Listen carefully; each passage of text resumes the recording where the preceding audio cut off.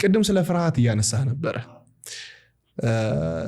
እኔ አንደኛው ከማልወደው ነገሮች ውስጥ ፈሪ ሰው እና ፍርሃት እንዴት ነው የምገልጸው?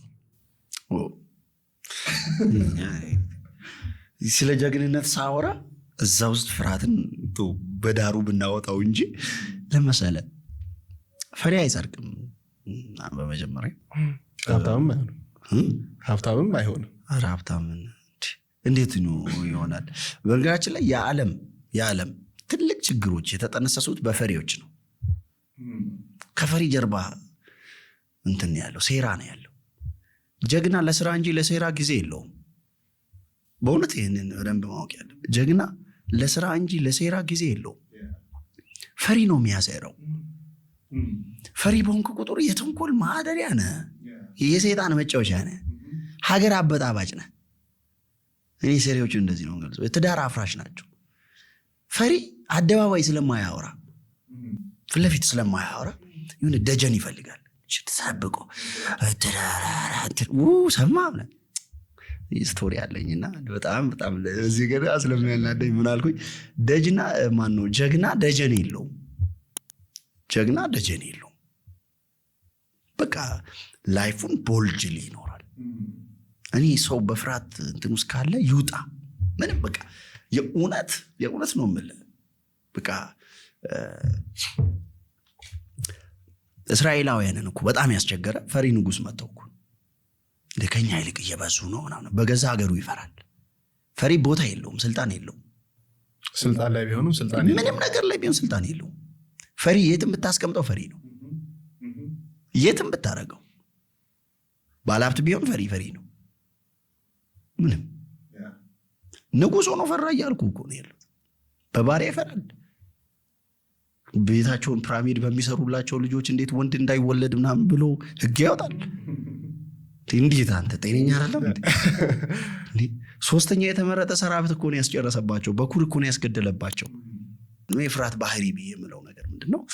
ይሄ ፍርሃት ባህሪ ሰው ካለ ማየት ያለበት የመጀመሪያ ፈሪ የራሱ ቢዝነስ የለውም። ይቅርታ ቢዝነስ ስለ የሆነ ንግድ አይደለም። ኦን የሚያደርግ ነገር የለውም። የሚታትር እየሰራ የሚፈርስበት ጉዳይ የለም። እጁን አጣጥፎ የሚከራይ ሚዜ መስሎ የሰው ጉዳይ እሱም ብሎ ምናምን ይላል። እግዚአብሔር እንዴት እንደሚያናደኝ ማለት እኔ ወጣት ሆኖ ነው እንደዛ ሲሆን ለምን ምን ስለ ሶታ የሚከራይ ሚዜ ፈሪ በነገራችን ላይ ኢንፊኒቲ ኮምፕሌክስ መጥፎ እንትን ነው ታውቃለህ፣ በታችና ስለዚህ ዲኮር ነው እኮ ሲሄድ ሰውየው ራሱ እኮ በቃ እንትን ነው ስለ ፈሪ አላወራት ወይ እና ሴረኛ ነው ማለት ይሁን። መስሪያ ቤት ስትሄድ ከአለቃ አጠገብ አይጠፋም። ምንም አይሰራም እኮ ምንም አይሰራም። እንትና ምን እንደሚያወራ አታውቅም። አጠገብ አይጠፋም። ይጨንቀዋል ሰው ከሌለ። እንደዚህ አይነት ስንብት ባህሪዎች ማጥፋት ነው። ቅድም ብያለሁ፣ ብቻህን ግር ብለህ መሄድ መልመድ አለብህ። በቃ ከተሳካ ተሳካ፣ ካልተሳካ አልተሳካም። እግር ብለህ ትገባለህ። እኔ ፈሪ ከያዘው ሻሞላ ደፋር የያዘው አርጩሜ ይበልጣል። በቃ ወንድ ልጅ ምድር ላይ መኖር ካለበት በያዘው ነገር ላይ ደፋር መሆን አለበት። በቃ እኮ እርግጠኛ መሆን አለበት። ይዤዋለሁ ነው ማለት ያለበት። ላይፍን ሳያጣጥም ነው የሚያልፈው ፈሪ ሰው። አንተንና እኔን ከሚጎዳን በላይ ራሱን ነው የሚጎዳ። የአንተን ፕሮጀክት ያበላሻል፣ የእሱን እድሜ ነው የሚያበላሸው። እና ተከራይ ነው አይዞህ፣ የሰው ይከራየዋል። ብዙ ሰው የክራይ ኑሮ ነው የሚኖሩት። ፈሪነት መጥፎ ባህሪ ነው። ስለዚህ ቼክ እናድርግ ራሳችን። ምንድነው ማወራው? ሐሳቤ እንዴት ነው የምገልጸው? ለከለን ለምዶ ማገኘው እንደዚህ ለምዶ ማረገው የራሴ ኦን ያረኩት ነገር አለ ወይ? ምንድነው? በነገራችን ላይ ይሄ ትዳራቸውን እንኳን የሪሌሽንሺፕ ጉዳይ እንኳን ብታይ የሱን ምስት ወይም የሱን እጮኛ ከሚጀነጅናት በላይ ስለዛችኛው ሴት ወይም ስለዛኛው ጓደኛው ችግር ሲነግር ነው ጊዜው የሚያጠፋው። እሱ ማለት እኮ እንትን አድርጎ ምናምን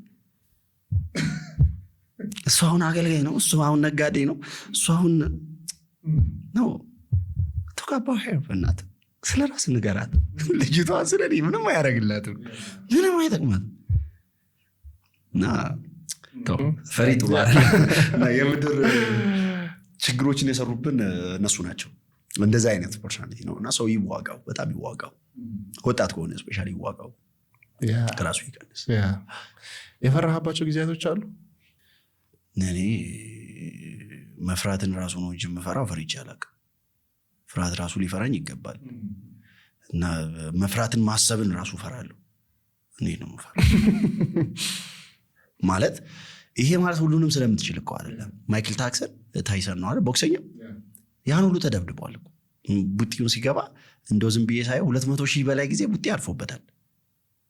200,000 ያስባል። ስለዚህ ስላረፉበት ቡጢ አውርተን አናውቅም። ስለ ዝረራው ነው የምናወራው። 49 ጊዜ 50 ምናምን ጊዜ ዘረረ ነው የምንለው እንጂ ከለመታው ከለዘረራው ምናምን። ስለዚህ ፍርሃት ማለት ሳትነሳ የሚመታ ዱላ ነው። በነገራችን ላይ ፈሪ ከሆንክ ሴጣን አይመታም ማለት ነበር ስል ወርቋል። ገና ማለት ነበር ይላል። ዱብ ፈትፈታኝ ነው ሞርቅል ራሱ ሞርቅም ራሱ ቀጠሮ ይዤ ነው ሞርቀው እስክነሳ ነው ብዬ ነው ሞርቀው እንጂ ይቻለ መስጠት። ስለዚህ መፍራትን ራሱ መፍራት ነው እንጂ። ገንዘብ የሚፈራ ሰው ደግሞ አለ። ምን ሆኜ ያለው ምናልባት ብከስር ባጣ ያለኝን ነገር ይዞብኝ ይሄዳል የሚሉ ነገሮች ይመጣሉ። አንዳንድ ጊዜ ረጅም ጊዜ ተቀጥረ ሰርተህ ከዛ ስትወጣ በቃ ዓለም የተደፈነብህ ያክል የሚሰማ ጊዜያቶች ሊመጡ ይችላሉና ያንን ደግሞ የሚያመጣው ፍርሃት ነው። ከዚህ በኋላ ምን ይፈጠር ይሆን? ከዚህ በኋላ ምን ይመጣ ይሆን? አንዳንድ ጊዜ እጅ ላይ ምንም ነገር ማታገኝባቸው ጊዜያቶች አሉ። አብሶ ቢዝነስ ስትጀምር ስትንቀሳቀስና ላይክ በዛ ሰዓት ላይ የሚኖር ይሄ የኮንፊደንስ ማጣት፣ ጥርጣሬ፣ ፍርሃቶች እንዴት መላቀቅ ይቻላል? ቅድም ምን ብለናል? ፍርሃት ይሆንብኛል ነው፣ እምነት ይሆንልኛል ነው። ስለዚህ ቀጥለ ፖርሽናቸውን ስታየው ደግሞ ፍርሃትም እውቀት ነው። ስለዛ ነገር ያለህ እውቀት ነው። ምን አሉ መሰለህ? አንዴ መጡና መምህሩን አታድክሞ ልጅቷ ሞታለች አሉት። አይተህ እንደሆነ ጌታ ኢየሱስ አንድ ሰልፈውስ ከዛ ጌታ ኢየሱስ ምን አለ? እመን እንጂ አትፍራ አለ። ከሁለቱም አንድ ላይ ነው የሚሄዱት እንደማለት ነው። እመን እንጂ አትፍራ ስለው ሰዎቹ እንዲፈራ ያደረጉት እውቀት ሰጥተው ነው። ምን ብለው? ልጅቷ ሞታለች። አንተ ታማለችን ነው የምታውቀው። እንደውም እንድርጋምልህ ሞታለች። ኢሚዲየትሊ የዚህ ሰውዬ ውጤት ምንድነው የሚሆነው? ፍርሃት። ስለዚህ መድኃኒዓለም ምን አለ? ጌታ ኢየሱስ ምን አለ? ሰውዬ አለ ሌላ እውቀት ልስጥህ፣ እመን እንጂ አትፍራ።